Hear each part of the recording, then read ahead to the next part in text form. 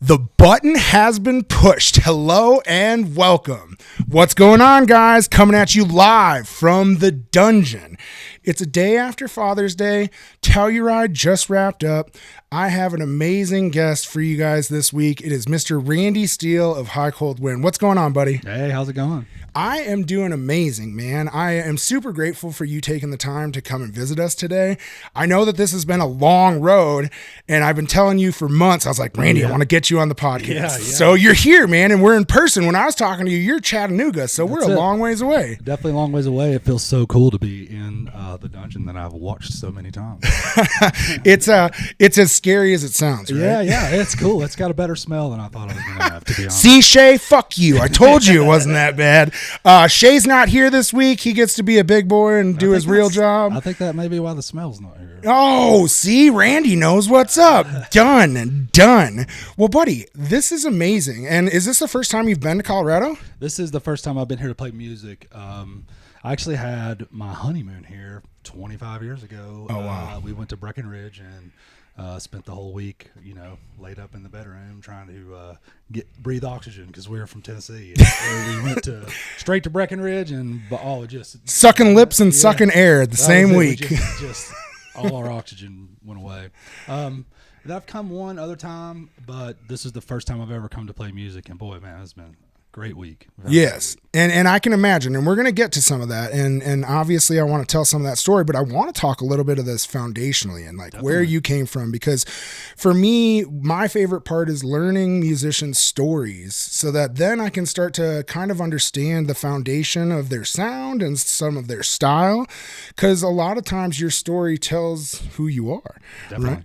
Right. And so for me, what I love is you have a very interesting story, and you've kind of come from all over the place, because didn't you originally go to school for jazz music? I did. I actually played in jam bands coming up. I got into music from hanging around with jam bands, and that's how I got into playing. Were you born and raised in Chattanooga? I was born in Cleveland, Tennessee. Okay. Which you may not know, but it's the center of the universe. But Cleveland, Tennessee is out in Bradley County. It's basically on the border of North Carolina, Georgia, and Tennessee. They're the trifecta. Right there, real close. And I grew up. When I was 14, my uncle got asked to join the Aquarium Rescue Unit. So wait, who's your uncle? Paul Henson. He sang when Colonel Bruce left. They did like 2 albums as the Aquarium Rescue Unit, and my uncle was the singer of that band. That's wild. Yeah, so I grew up hanging out with Kofi and O'Teal, and Jimmy Herring taught me how to play the A7 for the first time when I was 15 years old. Ladies and gentlemen, that's what we call a humble brag. That's crazy. That's crazy. Dude, that's more than crazy, buddy. I didn't even know that. Yeah, and he what was his background? Because obviously he didn't just get into it. He was doing stuff before he got into ARU. They did. They had a local band that was really blowing up called Kings of the Killer Fish, and this is I love that name. Mid and late 90s. Yep. And it was a jam band time, so Blues Traveler was a big thing. They had for a sure harmonica player. People need to go back. I actually interviewed Matt Mundy a while ago, the mandolin player, before, and then all this happened after he left too. Yeah, this was right after Matt Mundy left too. Yep. Because the band they were doing a more of an electrical thing, and they were kind of getting out of the acoustic stuff. Yep. So it was Kofi joined the band, and my Uncle Paul joined the band, and it was Jimmy. Jeff Sipes stayed for a little while, then he ended up moving on to play with Leftover Salmon. Yep. And then Jimmy Herring, of course, was there. And that's insane. So how old were you at that time that your uncle's bringing you around all these rock stars? Yeah, 15, 16, 17. We were I have a couple of cool core memories of being back. There was a festival in Athens, Georgia called All Good Festival. Yep. And backstage at All Good, in the bus, in the ARU bus. Oh, hanging out with Warren Haynes. Yes. And Warren Haynes was on the cover. And Warren Haynes and Dickie Betts were on the cover of Guitar World magazine that I had at my house. And I was all fired up about. Wait, this is a real person. He's right in front of me now. So crazy. I was like, holy shnikes. Yeah, that's nuts, buddy. Yeah. But as a teenager, that's got to light a fire inside of you, right? Because then you start seeing some of this stuff. Yeah. And, you're around, being around those guys, you see how to, those dudes don't just get that good by just, they're practicing constantly all the time. Literally dialed in. Yeah. So it was really cool to learn they had this huge respect for music. It wasn't this is just a an avenue to party, you know, where you kind of felt like that was what I thought rock bands were about, you know, when I was kind of coming up. It was like, it's an excuse to party. But that's the fuel for the machine. But once like being around those guys, I realized that wasn't even close to the case. Like those dudes are, it's about the music. Well, and that's what's so crazy is even some of these super psychedelic bands, right? You're like, oh, they must just be getting so messed up, and they're up here and like, no, I'm stone cold sober, right? Yeah. And you're like, maybe yes, I did pull from these experiences, but we think as fans on the other side that like, oh man, they must be spaced out, and that's why this is. And they're like, no, man, they are just dialed in because it's work. And I think a lot of people that aren't musicians and are just fans don't realize how much work actually goes into music and creating music, harboring relationships with your bandmates, traveling. Like there are so many different layers to this onion that a lot of us, we just bitch and complain about, oh, how come you didn't play here? Well, Randy's like, well, damn, it's a long way from Chattanooga and I got to hop all the way down here. And we joke about Colorado being like this Mecca, right? And if Shay was here, we have this saying, we train for this shit. Right? Like for sure. It's a different beast, but the other hard part is you got to either come through Kansas, come through Nebraska, come through Wyoming, come through Utah, come through New Mexico. As much as we have a great music scene, there's not a lot around us. So for bands that have to kind of play their way on tour, it's a little bit harder to get to. But I want to double back to the foundation. So you're seeing some of this ARU stuff, right? Yeah. Were you already playing at that time? I mean, I was a beginner. Like I said, that was when I was really. And a guitar is what I'm guessing. Guitar, right? And so I, kind of fast forward just a little ways. I started playing guitar, really got into a jam band in high school, and the jam band actually kind of started touring. Like we started playing. What was the name of that one? Runs. It was called Blazonk, right? Which was blues, jazz, and funk with a question mark. Yes, that's awesome. That was very cool when we were 18 or 19 years old. Don't put me in a box. We're Blazonk. We were very, very proud of that name. But were you guys performing originals or were you doing covers? I was writing. I started writing when I started playing music. I started writing right away. Okay. And that was my uncle did that. My uncle was, that was like he was a great vocalist and he was really good. He was a good songwriter, and that was like that was just him. That was what he was about. So that he was kind of my model as I was younger because he was about 5 or 6. He was my uncle, but he was only like 5 or 6 years older. So he's close enough where he could be a friend, right? Yeah. I mean, we're a Pentecostal family, man. They go from the top to the bottom. That's awesome. So, I've been writing the whole time. We start touring or whatever, but once college starts happening, I get out of college and I kind of get burnt out on music. Yeah. And that was about the time that I got an EMT certification. Started working on an ambulance. Okay. Which led to joining the Chattanooga Fire Department in early 2000. I really had kind of put music in the rearview mirror for the most part. I got married, and did you have babies at the time? No, we got married and just stayed married for 5 or 6 years. We were really pretty young, but for sure, I got married at 22. That's me, same thing. Got married at 22, and really music was when we first started dating, she came to like 1 or 2 shows, but I was really kind of making my exit out of playing for the most part. Yep. And then, man, had to grow up, right? Yeah. It's that societal pressure, right? Like, oh, what are you going to do? Playing a jam band for the rest of your life? Well, I mean, I think for me, it was a lot of, I loved the fire service. I really loved being a firefighter. And man, you're the psychopath that wants to run into the room on fire. Well, it's the great thing is it's not quite like that simple. But no, for sure. My mom, so born and raised in Hawaii, my mom was the captain of the volunteer fire department. Oh, nice. My brother is a firefighter. Yeah, so like we had the beepers on our counters, like the tsunami alarm would go off, and then off everybody goes. But like people don't realize when you live in an urban area, like those services are readily available. But when you live out in a rural area or you're outside, it is a whole lot different. And you have a lot of respect because you don't realize, like, my mom was getting called on car accidents. It's all sorts of stuff. And I think a lot of us think of like, oh, firefighter, they're going to get cats out of the tree and stop burning buildings, right? But there's so much. But still, fuck that, buddy. I want nothing to do with that. What was it that drew you to it? I think it was, well, man, something that's kind of gone hand in hand my whole life has been river life, and I started guiding rafts on the Ocoee River, which is like a class 3, class 4 river in Tennessee. And that ended up leading to EMT. And then once I started riding an ambulance and driving, and was, you know, thinking about getting a paramedic certification. And then we started running calls with the guys in the fire department. And I was like, that looks so much cooler than what I'm doing. Sitting in the back of a bus. Yeah. And luckily, well, not luckily, but this was before September 11th had happened. Okay. So getting a fire department job wasn't quite what it was after September 11th. The role of the job completely changed. Yep. People looked at it in a completely different way. Mm-hmm. But, you know, look. They still have the rivalry with the police department, though. Well, we're just better softball players. They get mad. Right? That's what happens. You also have better mustaches. Okay? Way better mustaches. Way better. For sure, yeah.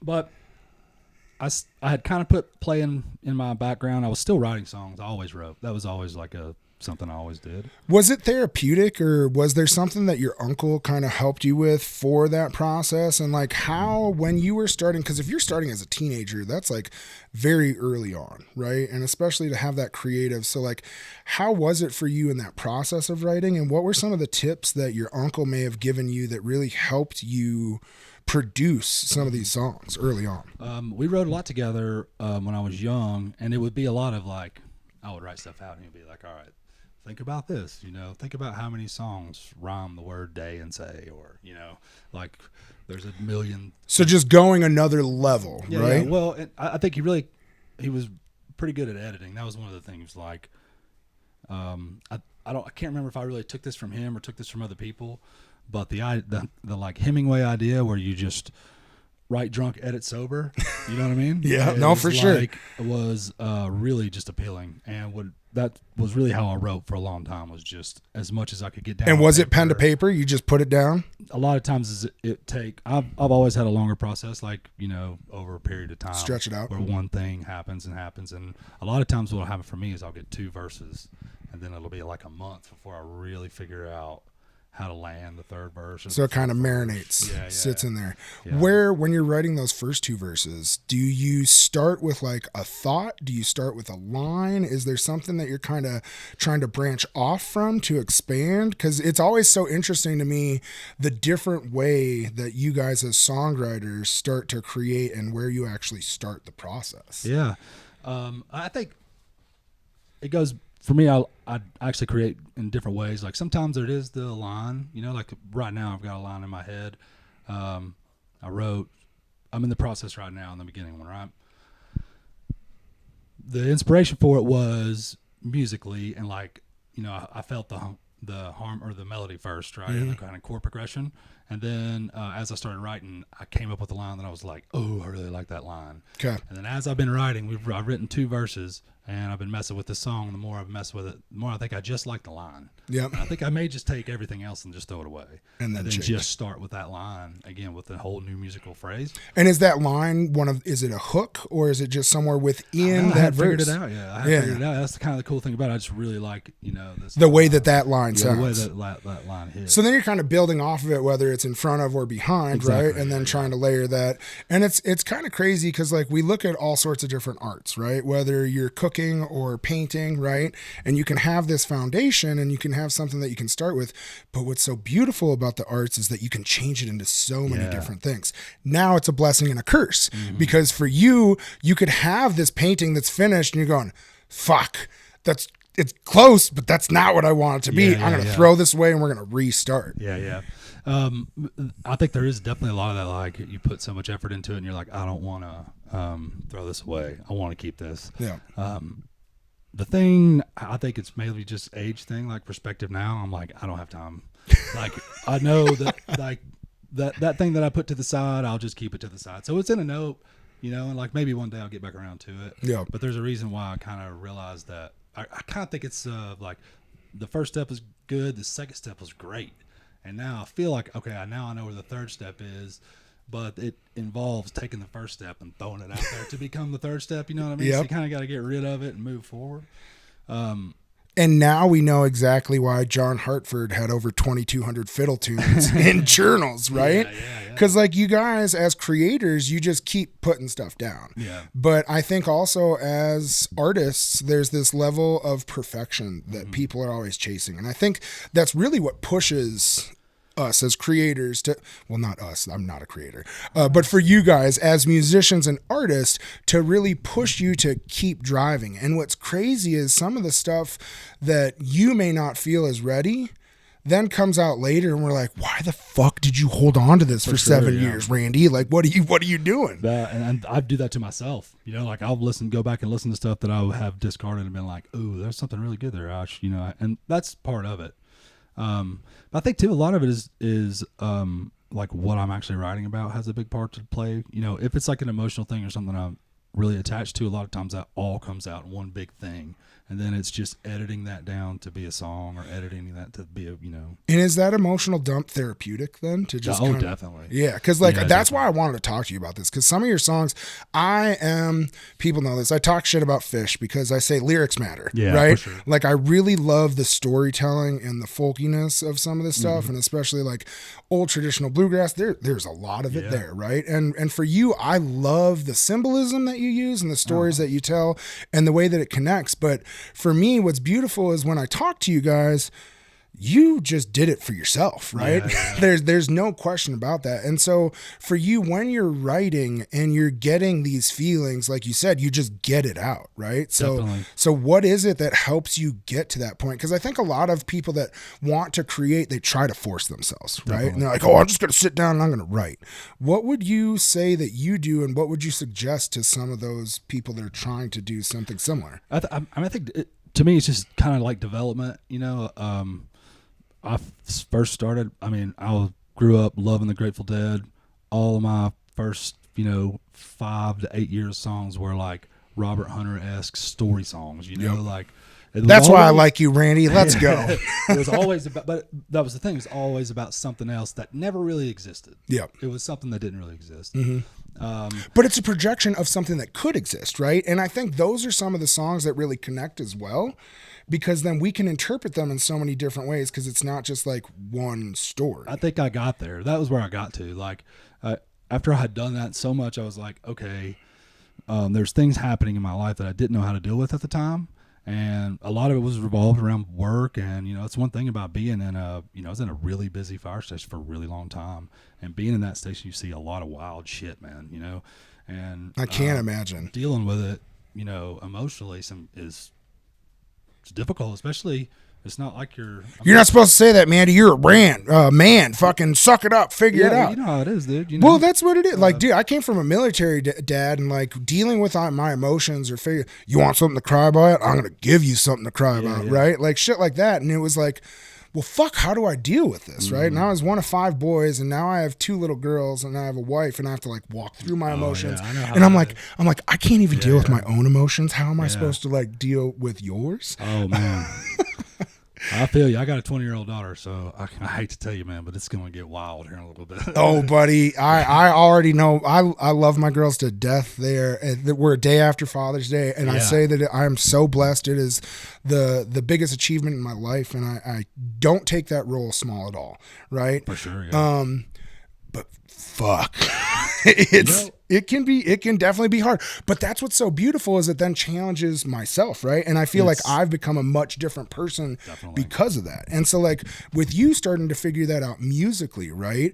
But what's crazy is you put this all away. You put the guitar down, you focused on your role as a firefighter and an EMT, and you're in this busy firehouse and life is happening, right? Because like any emergency service, they don't want to make their family worry, right? So it's hey, how was your night tonight? Like, it was great. But you couldn't really tell them what happened, right? Oh, yeah, definitely. And because you don't want to add to the stress that they're already feeling, but then you're internalizing that. Definitely. And so do you feel like you then did you pick the guitar back up, or did you go directly to the banjo? So I went to banjo. Banjo was what brought me back into music. Awesome. Literally got me into bluegrass.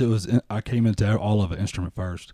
Because I was around those ARU guys, I was a big Bela Fleck fan from back in the day. Yep. So I was always kind of knew banjo and knew that stuff. But in Chattanooga, you know, there's so much bluegrass and stuff around. There was just a guy one day picked a banjo up, and I'd played with him before. He was a really great guy, but I knew where his technical level was on the banjo or on the guitar.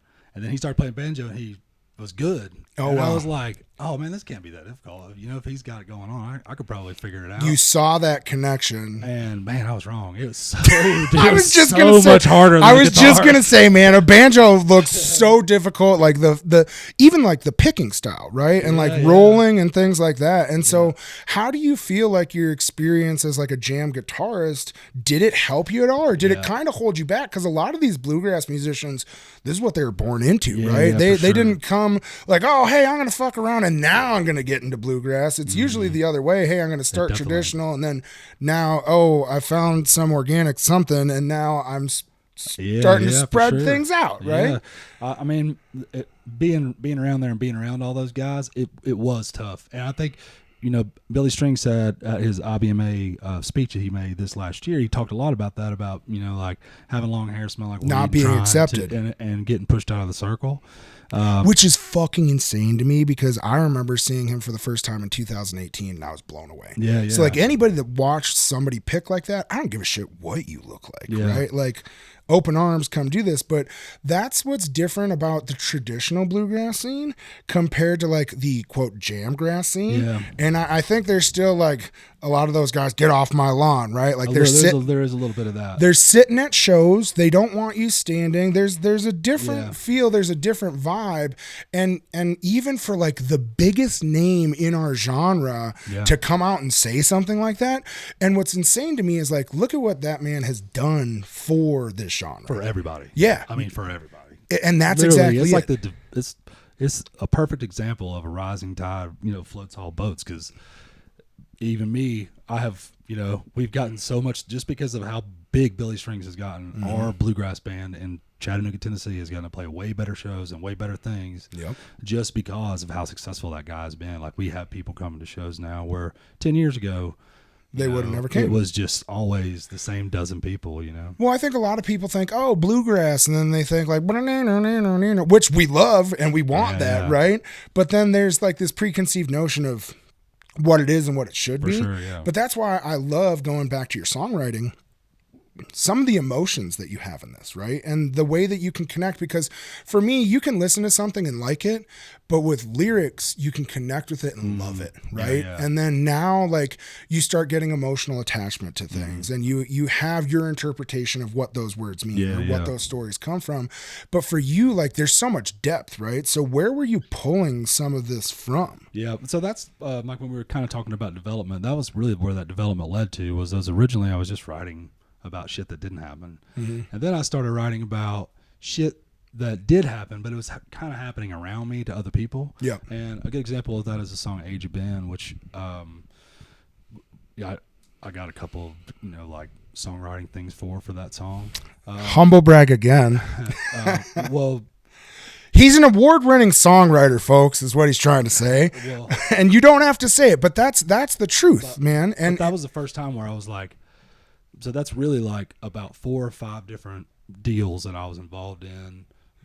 And that was really stuff not directly, and more stuff away from you?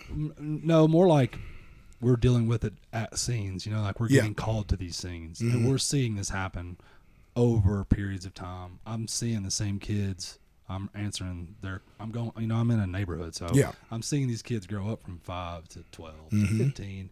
And, you know, you see some of the stuff that happens. And that's really what that song was really about, was watching how the adoption system, you know, really failed a lot of people. And, you know, to me, that was like, it was just a story to tell. It's like, here's how this failed. This one particular person, how easily they fell through the cracks. Mm-hmm.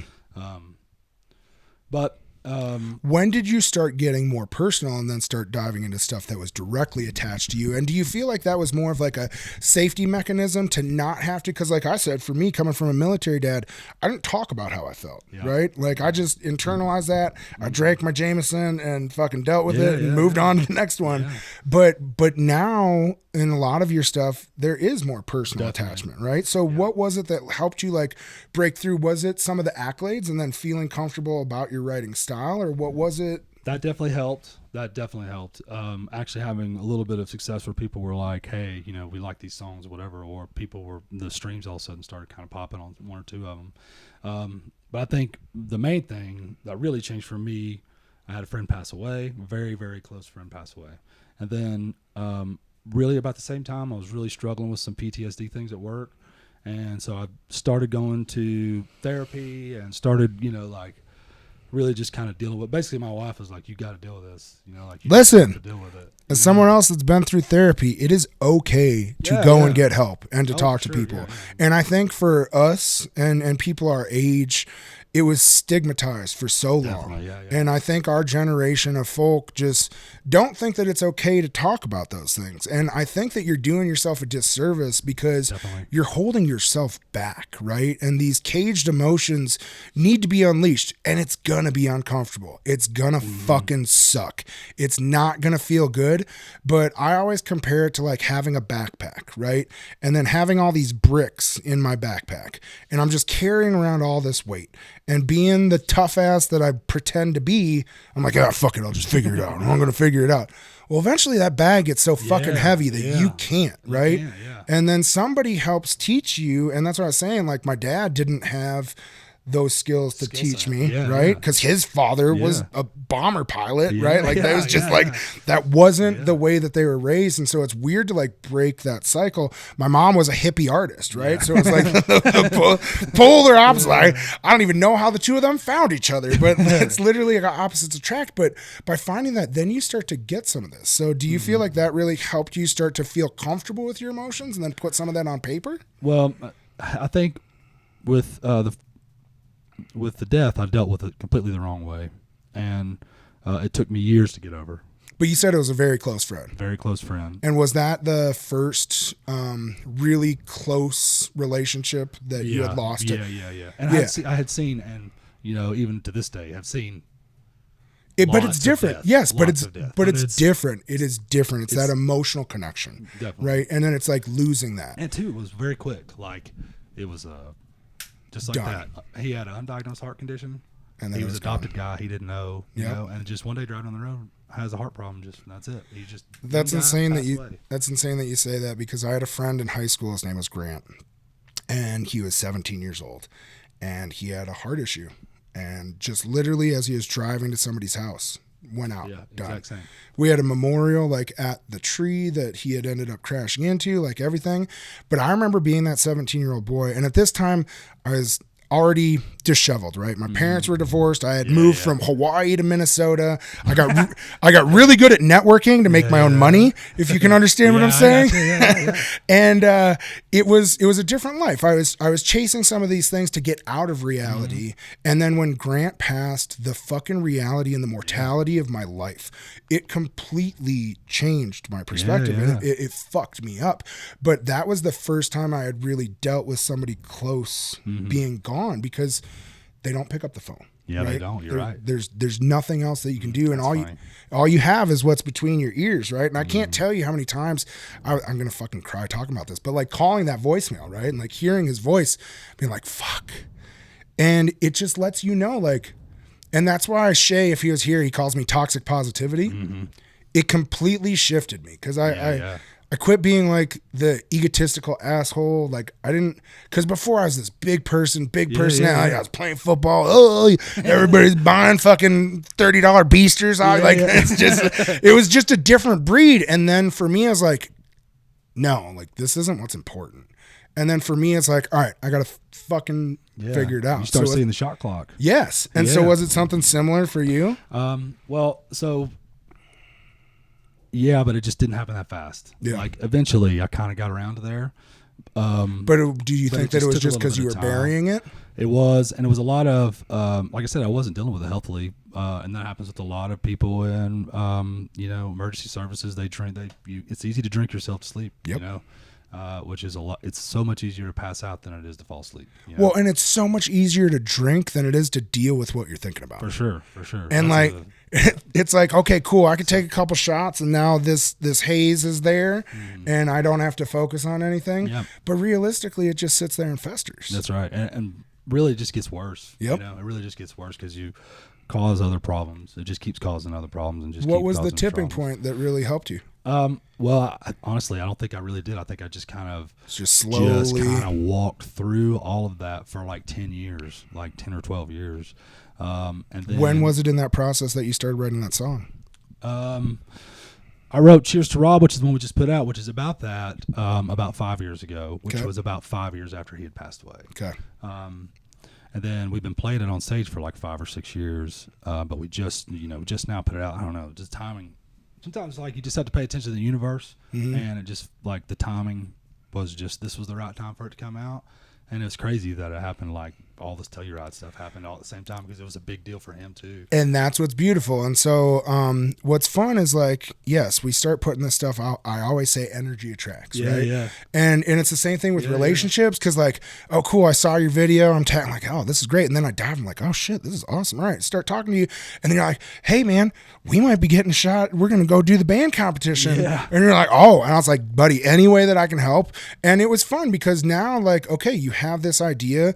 Obviously, we haven't gotten into it a lot, but you picked up the banjo, you started playing again, you put together a backing band, you started getting out there and playing these shows, and now after a few years, you decided to go and put your name in the hat for the amateur competition at the Mecca, which is Telluride Bluegrass Festival. Yeah. But you had to get there, so let's talk about that. Because like wanting to sign up and doing things is one thing, but getting there is a whole nother ballgame. So just to kind of fast forward through 10 years ago, well, it's 11 years ago now, I decided that when I hit 25 years in the fire service, I was going to retire and I was going to play music. Nice. And that was what I was going to do. So is that when pension hits? That's when my pension hit. Yep. So I had been playing in a bluegrass band at the time. So you really were looking at the clock. Yeah, for real, really. But for a different reason. Because Yeah. you were looking at it to live your life, whereas some people look at that clock and it's counting down. So I released the first album in 2016, Songs from the Suck. Yep. And that was my first solo album. That was like the big, like, that was like the first time I really took a big step. I was like, I'm going to put my name on this. I'm not hiding behind anything else. I'm just, this is thing. And then that was when I started doing songwriting contests and stuff like that. And that's where the songs started kind of going. And because you got a little bit of confidence and then you just leaned into it. Yeah, and it just kind of started going, everything just kind of rolled. So I ended up doing 3 releases. We did Songs from the Suck is the first one, Moccasin Bender is the second one, the third one's High Cold Wind. Yep. High Cold Wind, I just really wanted to do bluegrass after the whole 2020, all that bullshit. Yeah. I just wanted to do bluegrass. So I was like, let's just do a bluegrass recording. And then all those folks, like right after we got done with it, man, we ended up getting put on a couple of festivals, Leftover Salmon, all this. So it kind of led. Did you play with Sam Bush too? That's in 2023, and it led. At this time, by the time I had played with Sam Bush already one time before, I'd actually opened for him solo as a songwriter. And then I've got a connection with Sam Bush. So like, that's awesome. So Sam, you don't allow me to send you messages on Instagram. I can never find you. I don't think Sam looks at the Instagram. Oh, I know he doesn't. Believe me, I know. But I hate being the asshole at festivals, hunting people down. Be like, hey, I run this podcast. I know. Yeah, I'm sure. Yeah. But sometimes you have to. You have to. Yeah, that's what you gotta do. Yeah. I did it with Bela at Rocky Grass. I was shitting bricks, and I was like, oh fuck, like this guy is way too important for. Couldn't have been fucking nicer. Yeah, I'm sure, dude. And he not only did he agree to do it, he agreed to do it one day and it didn't happen. And I didn't want to be like super pushy. And I was like, oh fuck it. He came and found me the next day. Damn, he's like, hey, you want to do that interview now? And I was like, fuck yes. Yeah, man. He is super cool. He's come to Chattanooga a couple times way before IBMA. And done a couple things over there we had a folk school at one point in time. He came and helped teach kids. He truly loves the community. He's a great guy, man. He is. He's absolutely amazing. And like you can watch that interview back with him. It's like a 20-minute interview with Rocky. And I'm literally just staring into his eyes the whole time. And like at one point I did finally gush and I was like, I just want to tell you what an inspiration you were. And he's like, that's really nice, but I don't know what to do with that. And I was like, fuck. But that's what's cool is because like he's not doing it for the accolades. He's not doing it for anything. But like he said, he's like, I have to. He's like, my brain doesn't allow me to not do this, right? Yeah. So then for you, as you're starting to write and you're starting to put this stuff out, did it become more therapeutic for you where you just felt good while you were doing it? I mean, the writing was... So 2023, we put out High Cold Wind. Yep. Moving forward, that around October that same year, I lost another really close friend. Oh shit. And same thing, like a really, really close friend. And this guy had those worst case scenario, man, like fire captain, 24 years, PTSD just got him. You know, Oh it just fuck. happens. Yep. And you know, it was like a really long, like we've been trying and really pushing it, and But what's crazy So- is people don't know, and even when you do know, like shout out to Red Daisy Sporting Club. Yeah. My buddy Jack Demersion. Buddy, I talk to that kid almost every day. Mm-hmm. I had helped him through, there was internet battles and all sorts of bullshit and all this stuff, and I'm the personality where like, hey, I want to help, right? Yeah, So yeah. I talk to both sides and I listen to both sides and I try to help, and I learned a lot about Jack. I learned a lot about his story, but I didn't realize how much hurt was there. And when those moments happen, you question yourself, right? Like, For sure, yeah. how much, what more should I have been doing? How come I didn't know that it was, quote, this bad? Yeah. Right? But I think what people understand is like, we only can control what we can control, right? And so you can be supportive, but you just have to check in on your friends and give them the chance to know that it's okay to talk and have that. And that's why it's important to have these conversations on stuff like this so that people can start to understand, like, fuck, I'm not the only one. Yeah, for right? sure. Yeah. And it's a lot more prevalent than people understand, and it's hard because like it's so final. Yeah. Right? And so for me, we would just hope that our friends would reach out. And so Michael Stipe said it best: everybody hurts. yeah. Yes. And so for you, after that happened, then what happened with the push? So when he passed away, immediately I was like, I'm not going to deal with this the way I dealt with the last one. I'm going to go. So the next day I went to a therapist and was like, all right, I know for sure that I can use this as an excuse to just tear my life apart with alcohol. Yep. And for like the first 3 or 4 weeks, you know, with therapy, I was with a therapist, but I was, you know, she was like, you got to chill a little, you know, back off just a touch. Yeah. And then after a month, I decided, I was like, that happened in September. So it was in October. I was like, I'm going to take 3 months off and go to therapy and deal with this whole thing. Yep. And Mend your mind. get through the holidays, you know. Which is a fucking terrible time to go through that. Yeah. So, Right. So after the end of 3 months, I realized that there was like nothing positive that alcohol was doing for me in any way, and I felt so much better, and I lost weight, and I was like, I don't know, it just felt brighter. I felt younger, you know, which is, and so that like 3 months has now lasted. I mean, since 2012, there's 2.5 years now. That's awesome. It'll be 3 years in October. Congratulations, man. Thanks. It makes a huge difference, right? And It's I crazy think, how big of a difference it makes. well, and I think a lot of us, because like for me, people see me and they knew my personality before the podcast and before all this stuff, and they're like, because like, man, I used to go to festivals with a beer bong around my neck, and like, or I would walk up to people. I have an interview with Brothers Comatose coming up because when we were in Mexico, I said, hey, if I can shotgun this beer faster than you, you got to come on the show.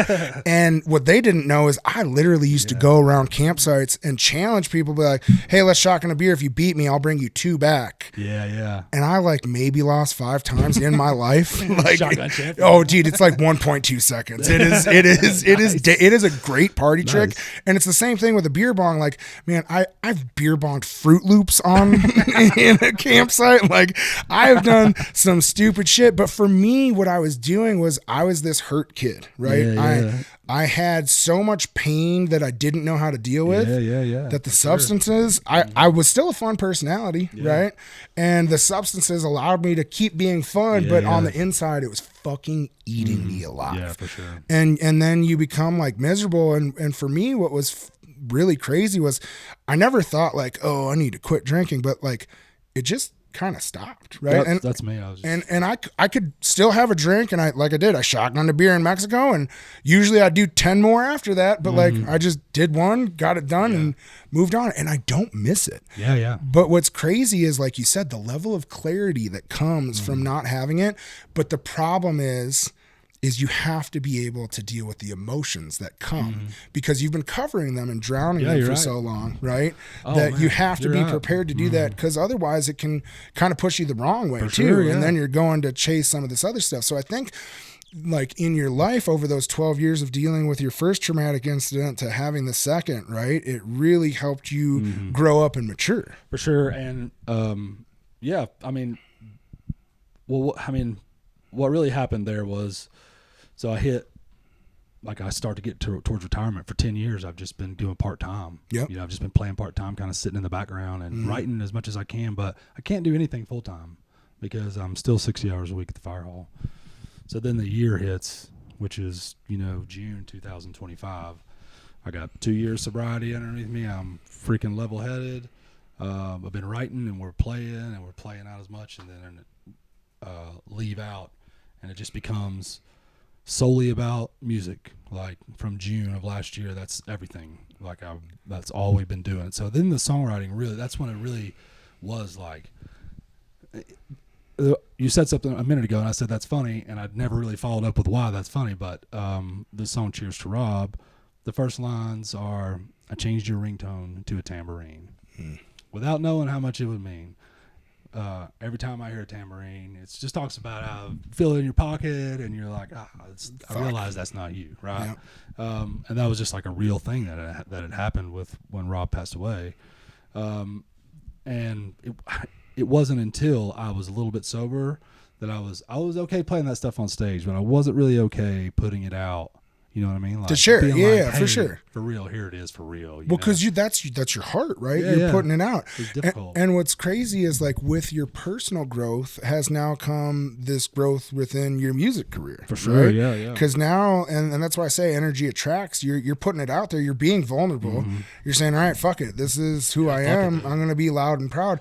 But I think that also comes from, like, drying out, right? Definitely. Because now you're saying, all right, fuck it. I'm going to take risks in my life. I'm going to challenge myself to do something different. Yeah. Whereas I think before, when we're drinking or you're constantly covering things up, you're just fine with just kind of getting through, right? For sure. And too, like I had a real false sense of confidence, you know what I mean? And that's one of the things that have been dealing with ever since then. Like, it's so much easier to have 2 drinks and go on stage than it is. And playing the banjo, I wear my nerves in my hands, dude. So like my hands shake. So like, if, doing like I did a sit-in with Andy Frasco, and I was freaking hands were just the whole time. I was like, this is terrible. Yeah. You should have just had him kiss you. It would have got everything He over tried. with. I'm sure he did. I am sure he did, buddy. He tried. Frasco strikes again. Yeah. But that's what's cool is, like, he is also somebody that is so comfortable with himself, right? That it pulls it up, and you're like, Jesus Christ, dude, like, you're a little too comfortable with yourself. Like, he's a really nice guy. I've opened for a lot of bands. You see the headliners who are like, whatever. Yeah. Don't get in our green room. Yeah. No. You belong over there, right? Andy Frasco is definitely not that way. He's cool shit, man. No, he's ready to smoke a heater with you and talk some shit. Yeah. I love him, dude. He is. If anybody wants anybody to blame for this and this show and everything that happened, thank you, Andy Frasco, because that's what it was, man. He saw the stupid shit I did on the internet, and he's like, you have the personality for this. Like, that's cool, you should go after this. And he's been nothing but supportive. I've had the dude in this dungeon literally trying to fix my fucking audio, like, just wild shit. And he's just a good person, right? But what's crazy is if you follow Andy Frasco, he's going through personal journeys too, right? Yeah, for sure. He definitely talks about it. And he does, and that's where it's important. It's those questions and it's that growth. But I want to get back to, now you've started putting all this stuff out. You're starting to feel more comfortable. You're dry for 2.5 years. And so what was the moment that said, hey, we're going to apply for the amateur contest at Telluride? It's really been this whole last year has been, this time last year I was leaving the fire department and saying, I have no clue if I'm actually going to be able to make this work. Like, theoretically, I've turned down so many gigs because I had to work. Yep. That in my mind, I was like, okay, I don't have to turn those down anymore. So I could have put those in my back pocket. Yep. But that was a theory, right? I hadn't actually tried to apply that yet. No. But then I got to apply it. Now, once I left the fire department and I retired, I was able to apply it. And then it was just full on. I was able to put all that time and effort into music and into promotion and into doing all these things that I wanted to do. I actually we tried to do the band contest like 6 years ago, and we got tickets. We couldn't afford it. Couldn't make it happen. Because it's a long journey from Chattanooga. It's hard and it's expensive. And then we actually did the same thing 4 years ago. I was like, all right, we got it. I got tickets again. I got in. Same thing. We right out of COVID. Same problem. Right out of COVID. Bumped into the same problem. So that must have been what? Telluride 49 or 50? It was 21. Okay. 2021. Or 20. Yeah, I can't. 21 or 22. One yeah. of those two.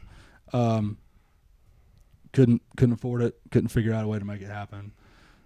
This year, same thing. I got in, and this is different because this was it's Randy Steele and High Cold Wind. Yep. It's not me and a band. It's not the band. It's hey, I'm doing all this. So I don't really have to share the decisions with anybody. I can just be like, hey, let's just try this. Yep. And so the idea was I got one of our local Chattanooga artists who's really been wanting to get into doing poster art and stuff like that. And I said, hey, this is what I want to do. We're going to do a tour shirt, and I want to try to sell it. Yep. And I'm just going to put it out there and see how many people we can get to buy it. And I figured out my budget, what I needed, and how to get there, what you needed to hit. Exactly what I needed to do. Yep. And I put it out there, and we freaking sold out in like 2 days. But it was insane. I remember collaborating on the post and then just putting it out, and I was like, fuck yes, Randy. Like, yeah, it's crazy, dude. Dude, it's beautiful. I couldn't believe it. But that's showing you that energy attracts, man. Yeah, and yeah. you already had so many people supporting you, right? Yeah. So then it's got to feel real good because you're like, okay, well, I got to get to X amount of shirts, right? And we got to get here. And then in 2 days, you're like, well, shit, this is happening. We doubled the order. We were like, okay, let's just keep going. And then we ended up selling all of those too. Yep. Which was crazy, man. I mean, and it really helped us. And then we also had a nonprofit. And thank you to the fans, right? Because what people don't understand is $25 or $30 can really go a long way for somebody like you to then go and chase their dreams. And what we don't realize is like, man, that was just like 3 coffees that I didn't buy this month or whatever the hell it was. Merch matters. Merch does matter, right? And that's why I tell people like showing up to local shows is one thing, but also support your local bands, whether it's buying a merch or going on their Bandcamp and paying for a recording. Yes, streaming it is great, but you can pay for it on Bandcamp, and that's as much money as they'd make on 5,000 streams, right? Sure. And man, I mean, my family is used to getting koozies. They're like, hey, every Christmas I get 4 koozies from Randy from whatever shows he's going to. Everybody's used to that.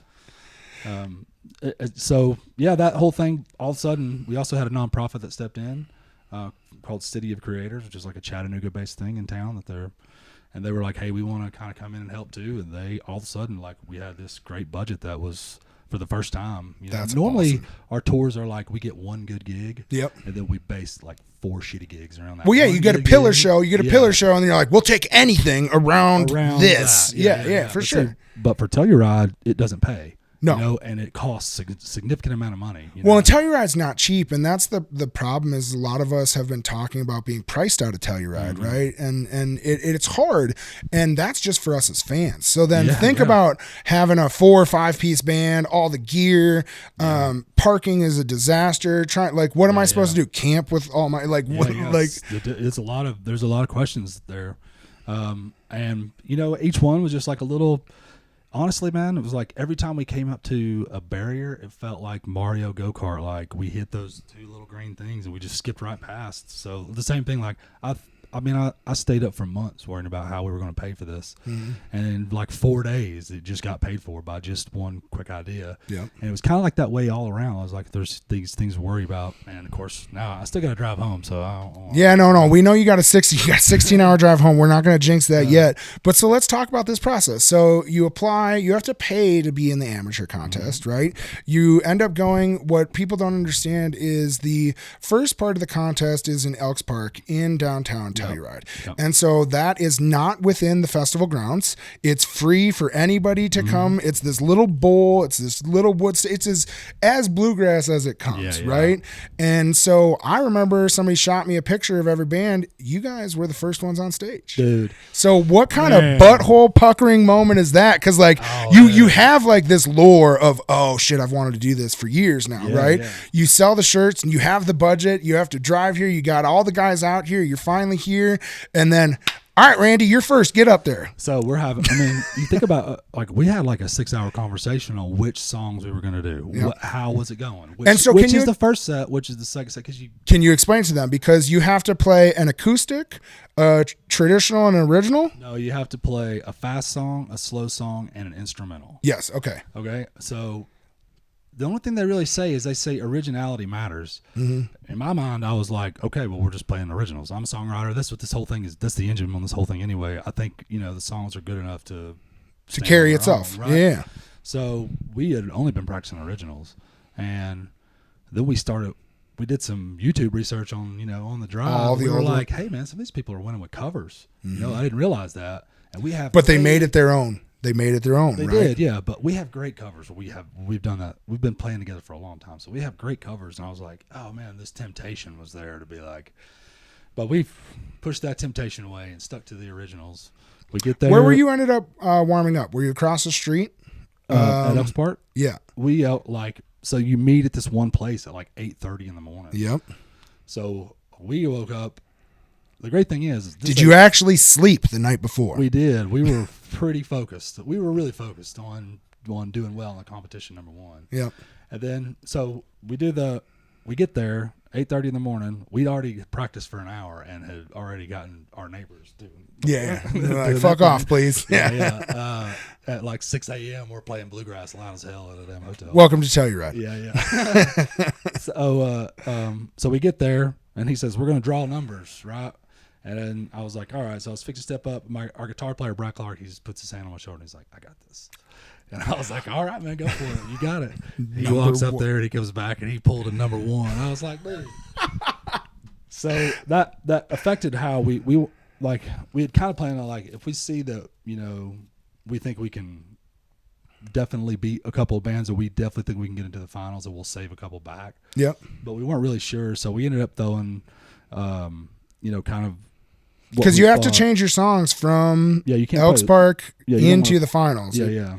But you also, you have to make it to the finals. Yep. So, and it's only 3 bands that make it onto that stage. Only 4. Or 4. Yeah. So anyway, we ended up doing really 3 originals all of the songs I really felt like we could do whatever we wanted to do. Mm-hmm. But the instrumental that we did in the first one, I really wanted to save for the main stage if we did, but I just wasn't sure. I was like, let's just hit it. Let's hit it with all the guns right away just to make sure we get on the main stage. Because we kind of had like 2 main goals. One was to get on the main stage. Number 2 was to play Cheers to Rob on the main stage, because that's like, that would be like the best ever. Pinnacle moment for you. Well, just to be like, for him, man, like I still owe the guy Sam Bush show. Like, he passed away with me owing him a show. So, so that was really our main 2 goals. And I mean, of course, to try to win would have been huge. But we got through. We played first, and then I was so nervous when they started reading who was going to the finals. I mean, for 20 minutes before then, I was just. How'd you feel when you got off after you played the 3 songs for the opening set? I felt like we played pretty good. I felt like we'd played about 85 or 90%. Okay. But I also know that was compared to what we know. You know? And so I've learned that, like, not to keep my opinion of how we did. We don't know, right? Yeah, we don't know the difference. And I had friends in the crowd, and they were like, man, those guys just blew the top off. Yeah. And so you guys did. You came out swinging and set that precedent, right? Yeah, that was the idea. It was like, we're just going to come out and hit hard and just try to set a bar. So you're sitting there puckering as they're reading who's going on. Yeah. Were you along the sidewalk on the side, or they're standing by the wall, man, just leaning up? Like, that's the only shady spot. And I'm just sitting there, just like, I can't even really hardly talk. I'm just so nervous. I'm like, we did all this work. If we don't make it to the main stage, I have to tell all these people in Chattanooga, sorry, we tried. Yeah. But luckily, thank the Lord, we were the first name they read off. If we had been the last name they read off, I think I may have just had a heart attack. Your ticker may not have made it through that one. So then we make it to the main stage. We're all fired up. It's Friday. We have tickets for Friday. We don't have to do anything until the next morning, right? Yep. Like I said earlier, I have an in with Sam Bush, and that's their bass player, Todd Parks, is from the center of the universe, Cleveland, Tennessee, Broward County, right? And so we grew up together playing music. Like our moms driving us to each other's houses and stuff when we were like 15. Wow. And he you knew, really have a connection. And he knew all the Aquarium Rescue Unit guys. Like he went to those shows, and he played in, when he was young. Since the time he's been 16, he's been the world's best bass player. Like, I mean, the best bass player I know, hands down, all around, and just general musician is Todd Parks. The guy knows more about music than you can't bullshit him. You can't like get by with being like, hey, yeah. He's like, yeah, I know that one. Yeah. But anyway, Todd and I have been friends for a long, long time. He graduated. We went to the same high school. He graduated a year before me. We played in those jam bands that I was talking about. He was a big part of that. Oh wow. He calls and he's like, hey, I got to tell you something, but I need to tell you in person. And I was like, okay. His girlfriend was with him. Okay. And I was like, they're going to get married. That was definitely what I thought. Like, or she's pregnant or something. That's it. Yeah. I was like 1 or 2. I didn't think she was pregnant, but I thought they're going to get married. He wants to tell me or something, So we made this whole thing, and he's like, we just kept moving. I don't know. Like, we got our lines of communication crossed about where we were going, and we ended up in opposite gondolas, like going the other way. Yeah. And so we got it's like 20, 30 minutes of us like playing tag and finally meet up at this gondola thing. And he's like, hey, I got to tell you this. He's like, you're going to sit in on the scrum with Sam Bush tomorrow at the closing of the Sam Bush show. And I was like, what? Dude. He's like, yeah, I talked to Sam about it. And yeah, we're excited. You're going to be the special guest banjo player. And I was like, holy crap, dude. Dude, that's got to feel amazing. Yeah, for like 2 seconds. And then I was like, oh fuck, yes. Then your hands start trembling. You're like, what am I supposed to do with this? Exactly, dude. I was like, oh my goodness, I can't believe this. What was more nervous? You waiting for them to read the names off, or knowing that Sam Bush wanted you to sit in? That whole night, that nervous thing that I was like 20 minutes long. Now I got like all day. Yes. But it is funny how much it did take a little bit of the nerves for the contest away. Because I was like, because you had to focus on something else. I was like, all right, I definitely know I'm going to be on the main stage twice today. Like, this is going to be awesome. And stepping out on that main stage and seeing that entire backdrop is amazing. Seeing it during the day when there's just, it's just kind of, when we played in the band contest, it's early in the morning. It's like 11 o'clock or something. Mm-hmm. So it's not like it's really packed out. There's people there, but it's not crazy huge. It's not like, when Sam Bush plays on Saturday night, it's King of Telluride, baby. Every single person's there, man, and you're standing out there. I was like, oh, and so it's a sea of people. It's a sea of people. We're playing a song I know really well, so I was like, cool, all right, no thank problem. God. Yeah. And Todd's just like, man, just come backstage, like close to the second song or close to the last song, and you'll see. We'll bring you up. So I have a microphone set up. We get out, we start playing. I feel good. I'm not too crazy nervous. I had been I'd worked the song up quite a bit beforehand, and I worked the solo up. And then the people are on there. It's like all of these heavy hitters, Michael Cleveland, and hey, buddy, you belonged up there, buddy. You belong, man. I know. There's a lot of us that feel imposter syndrome, and I talk about it all the time. Yeah. But you were asked up there for a reason. Yeah. I'm very humbled and like super like appreciative that ever happened, but it's just it is a thing where it's like, okay, here we go, first solo, I start cranked up, I felt great, so I'm just burning straight through it, and then I was like, it's not very loud, but I'm just assuming that they don't have the monitors on because it's a microphone. Yep. And then I hear a guy in the front row go, turn it up, and I was like, oh man, they can't hear any of this at all. Oh shit. And then which is what happened if I saw a YouTube video. I was like, oh, you can't, nothing happens. Can't hear you at all. Yeah. But so as we kind of come to the end of the solo, it's when we give them one of these. Wes Corbett. Well, Wes goes. It starts to come into the mic. All of a sudden, I hear it right at the end. Okay. And Wes is like, "Take an O, man." So he let you cook again. Yeah. So I was like, "Oh no."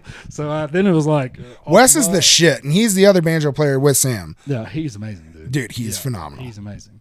So he teed you up and let you get after it again. Go again. That's awesome. So I got a couple licks in, and I was like, but it's nerve. I was nervous, dude. Oh, how could you not be? As soon as that solo was over, it was nothing but just like pure like love, joy. The fact that I was standing on stage with Todd at Telluride and Sam, of course, but Todd is like, this is your our moms childhood drove friend. up. Yeah, Our mom's dropping us off, and we have this like kind of crazy story how we first met. And so it was like, I don't know, just all of that stuff kind of hit me all at the same time. We were here, and then it's just, I don't know. I was like, I think I may be having the best Telluride anybody's ever had. I think I might have won Telluride somehow. Like this is amazing. Life's crazy like that, right? Yeah, but that actually happened after the competition in the morning, correct? Yeah. So the competition happened in the morning. Yep. All four bands were great. What number did you guys pull? We pulled last this time. Okay. Yeah, and it's funny. The guys who ended up winning, the Klitsch brothers, they pulled first. And the day before, we had done the exact opposite. Goddamn beautiful harmonizing brothers. They're great, man. They were phenomenal. And I always tell people, like, Telluride is very strict on how they judge, right? And what they're looking for, and like those 3-part harmonies, and it's really tying some of this stuff together, because it doesn't matter some of the other technical stuff that really comes in. It's the full picture. For sure. Right? And and that's where it's crazy. And so they came out, you guys obviously saw them. And then the other two bands go up. So you guys kind of know where you're sitting, right? Yeah, well, it's kind of funny, like the way this one works, you don't get to see him, but like we were backstage. So you couldn't hear him? We couldn't. I mean, you can kind of hear him. Yeah, but it's all projecting forward. It's all projecting forward. We're practicing, like, all right, everybody's warming up. So you were being smart. You weren't focusing on the competition. Your head down. This is what I need to do. So we didn't see anybody except the band right before us. And then we went out. Because you're sitting side stage about to jump off. Yeah. So, and then we only saw like their very last song or something. We go out on the stage and it hits, just like you would imagine it was. You look out and it's like this amazing view, and it's all the views that you've seen on Instagram or whatever on social media, and you're like from the backstage, and it's you just like, peer right a little bit, and there's all these beautiful mountains and Bridal Veil Falls, and it's just absolutely amazing. Todd came to the competition. That's awesome. And he was like, he pulled us together, and he's like, hey, when you guys get out there, take one deep breath and smile and think about where you're at, and that's going to be your victory no matter what. And he was so right. Like, just being there, I'm getting verklempt thinking about it, but just standing there in front of everything, and just after all of the years of trying to get to Telluride, like we tried a couple times and it just kept not working out, and I'm feeling like we have all this support behind us now. It's like it felt like it's a culmination of all these things, and it wasn't just us. It was like it felt like it was this big group of people on stage. You know what I mean? Well, and you already felt like you won. That was it. Like that was our goal was to play Cheers to Rob on stage. So getting to do that right out of the gate was like, man, that was so cool. And then they brought us all out there. We had actually been jamming with Klitsch Brothers a little bit already. Yeah. And so all the other bands were really cool, but those are the guys that we had connected with, like kind of right out of the gate. Yep. So when they won, it was like, I would have been happy for whoever won.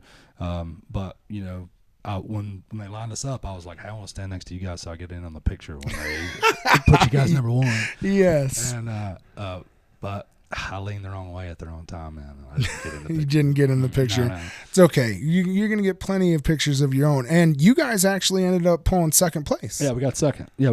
And I felt good about, honestly, I mean, sure, winning would have been great, but really the entire experience, the entire week of just being in Colorado, being with homies, going through Kansas and going through all of the freaking things that have to happen for us to get there.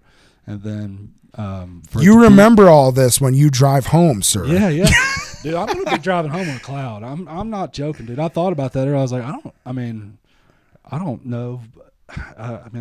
it was such a positive. Everything just happened to work out so great at Telluride, that I don't know that I even need to like.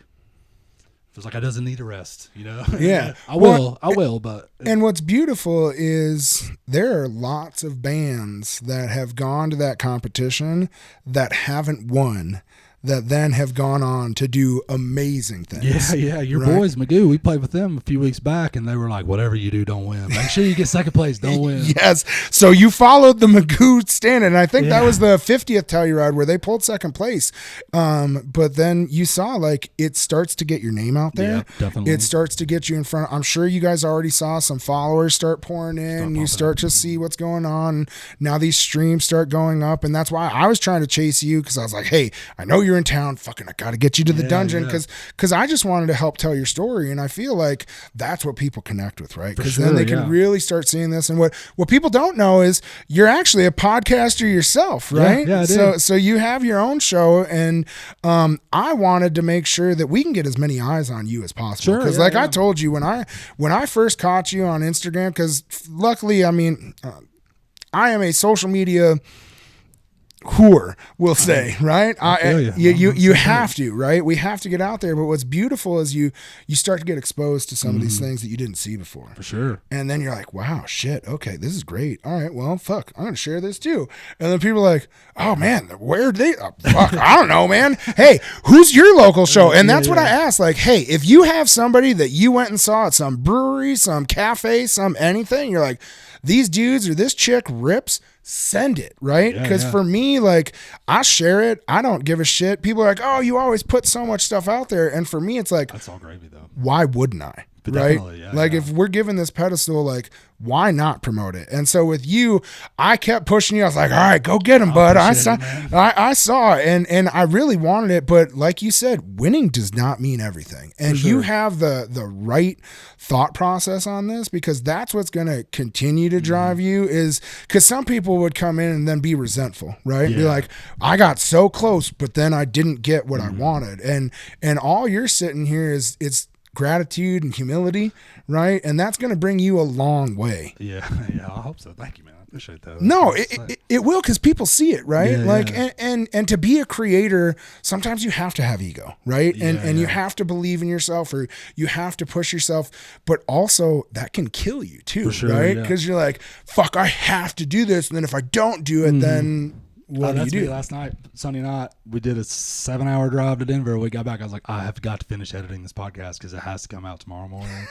So I'm like, they're all in bed, and I'm just trying to finish editing this thing so I can get it put out in the morning. I'll tell you this, Randy. You know how that goes, I'm sure. Fuck them. I love you guys, but my guys know, like, I usually try to release on Tuesdays, and some days it's Wednesday. Yeah. And fuck, like, I've been up at the middle of the night. Oh, I gotta get it on. No. Fuck it. You can wait a day. If you still love me and support me, then you know. If you're really that pissed off that I didn't drop it on one day because I was out living my life or whatever, like, I didn't drop an episode last week because I was in Florida with my kids and having a good time. And I was like, oh, and now I'm being a psychopath because I'm leaving next week, so I have 3 I'm recording 3 to get them for next time. But I was like, sometimes you just need the break, right? And if there is ever a time that you deserved it, it's then. But now you're fucked, bud, because this is just the beginning. Now I feel like we're really going to start turning. So the single comes out when? It came out last Friday. It's called Cheers to Rob. It's on all the platforms, everything except for YouTube. I haven't put a video out yet because part of the idea was to shoot a bunch of video while we're here in Colorado, because it was a big part of our it was one thing that we had talked about doing together. We were going to try to come out to Telluride in 2008, and it didn't happen. So yeah, that came out. It's everywhere except for YouTube right now. It'll probably be on here in a week. Perfect. I wrote it 5 or 6 years ago. Actually, like, sat and developed a song with Daryl Scott at one point in time. We had worked on this song together, and I worked on a couple songs with Daryl Scott. Some of my originals have or some stuff that I've done with Daryl at his place, I'm excited about it. I got it recorded and produced by Nick Lutzko, who is another artist who's big name touring, kind of more in the comedy world, Yep. And indie rock than bluegrass. But I work, Yeah, but we're all community. We're all better together. and Right? Nick is a guy that I play with. I tour with him, and he's been a big supporter of my songwriting. I do my solo shows. That's what we're doing in California in July, and we're going California all the way up to Portland and Seattle, and I get to do like a 30-minute opening set. That's awesome. Play banjo, talk shit. Here comes Randy. Let's go. And then after that, I'm in the band, So then you will be splitting stuff up between Randy Steele as a solo act and High Cold Wind? I'd actually kind of split things 3 ways right now. Okay, what's the third one?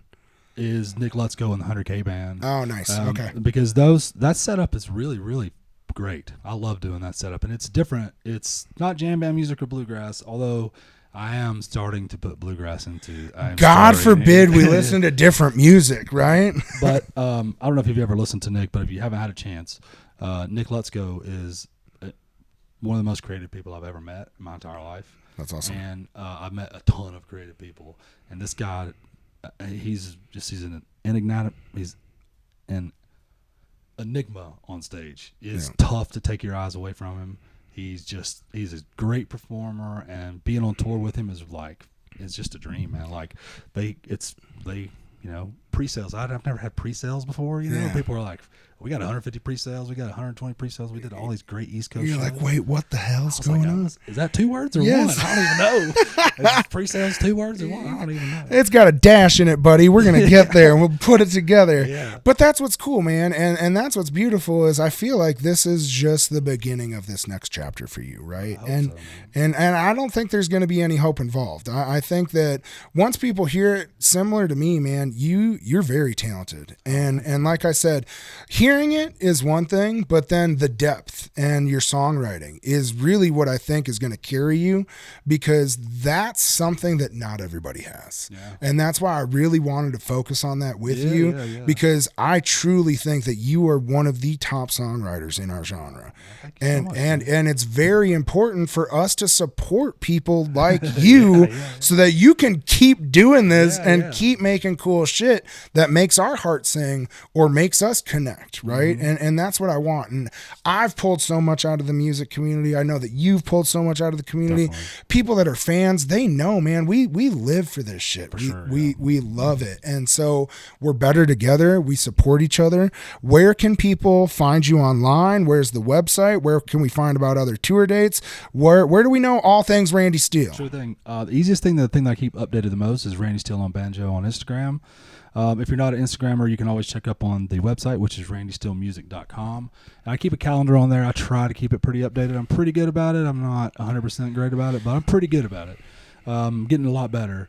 Randy Steele and High Cold Wind will be playing all around the Southeast probably for the rest of the fall. We have shows booked in Charleston, South Carolina, and Alabama and Florida and stuff like that. So we've always we've had good luck in the Southeast. We just have never been able to come to the Midwest.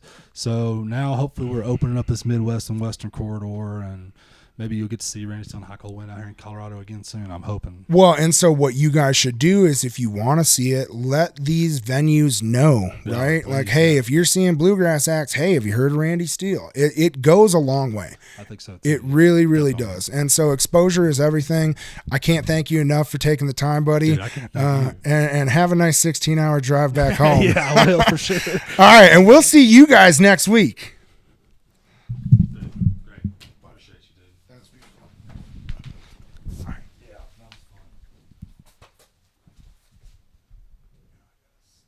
Dude, my freaking truck crossed over 100,000 miles while we were here.